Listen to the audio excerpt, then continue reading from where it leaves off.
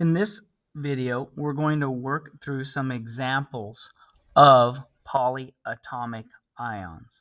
So the first one we're going to look at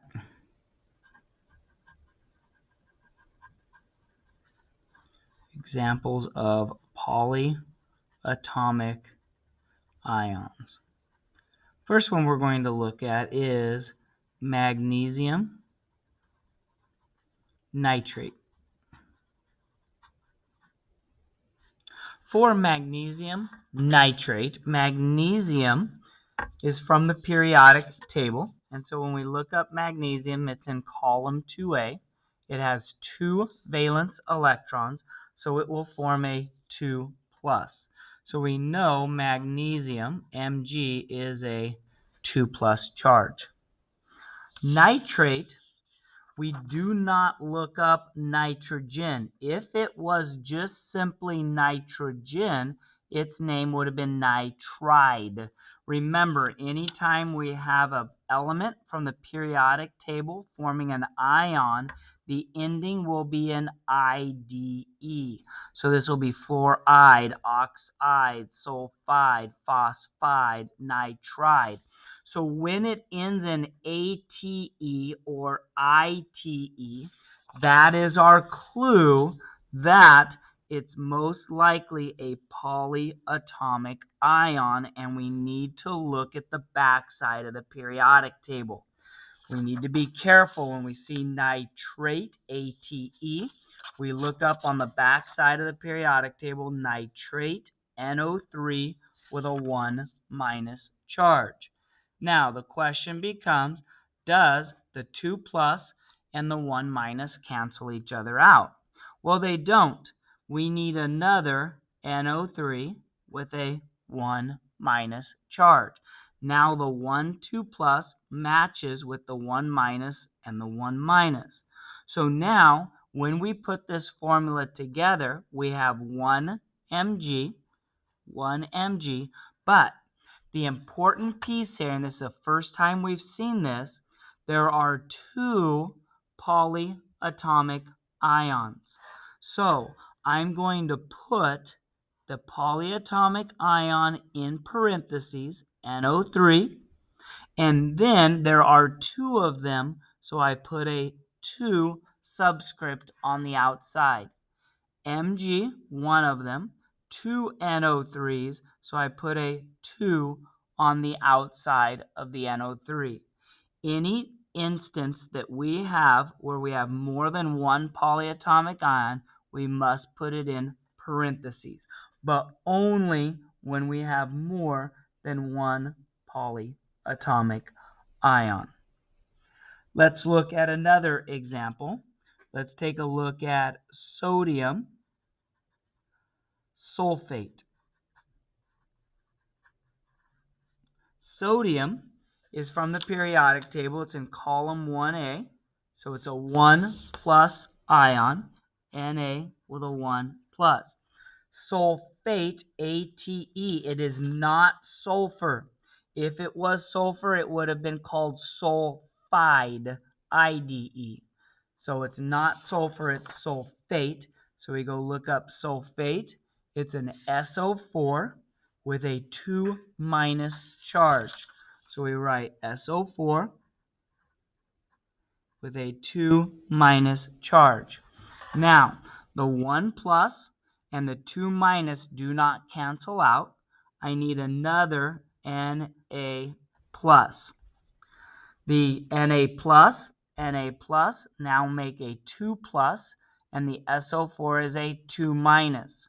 So now we need to write the formula. There are 2 NAs, so we write it as Na2. We do not need parentheses around the Na because the Na is just simply an element. It's not a polyatomic ion. Now, this polyatomic ion, we only have 1 of them, so we do not use parentheses. It's simply SO4. We do not put parentheses unless you have more than 1 polyatomic ion, and then you make parentheses. Now let's look at another example. Let's look at calcium. Calcium, how about calcium chromate? Calcium chromate. When we look up calcium on the periodic table, it's in column 2A. It's a 2 plus. Ca 2 plus. When we look up chromate, we do not look up chromium on the periodic table. Chromate came from the polyatomic ion chart, and chromate is a Cr with 4 O's, and it forms a 2 minus charge. Cr with 4 O's, and it forms a 2 minus charge. In this case, the 2 plus already matches the 2 minus.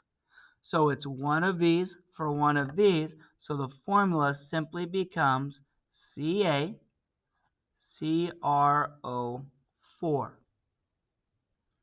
calcium chromate. For our final example, let's look at aluminum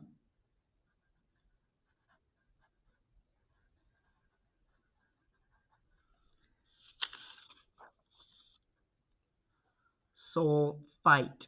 Aluminum sulfite. When we look up aluminum on the periodic table, aluminum's in column 3A, so it's a 3 plus. Sulfite is ITE, so it's not from sulfur. If it was sulfur, it would have changed to sulfide, IDE. But it's sulfite, which is SO3 with a 2 minus charge. SO3 with a 2 minus charge. So now we need to get the 3 plus to match to the 2 minus. So we need more minuses. Now we have a 2 minus and a 2 minus, which is a 4 minus and only a 3 plus. So I need another aluminum. 3 plus gets me to 6 plus. 2 minus only gets me to 4 minus. So I need another SO3 with a minus.